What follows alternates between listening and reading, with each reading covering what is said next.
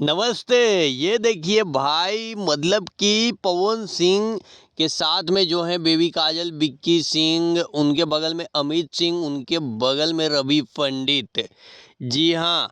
और ये जो है अभी से बोल बम का शूटिंग जो है वो किया जा रहा है। मतलब कि आप समझ सकते हैं कि कितना एक्टिवनेस आ चुका है पवन सिंह में, कि अभी सावन का बहुत टाइम बचा हुआ है और पवन सिंह अभी से ही सावन गाने का जो है वो वीडियो शूट करके रख देना चाहते हैं, ताकि कोई भी दिक्कत ना हो। और जैसे ही सावन शुरू हो, पवन सिंह जी का धमाकेदार गाना जो है वो आने लगे।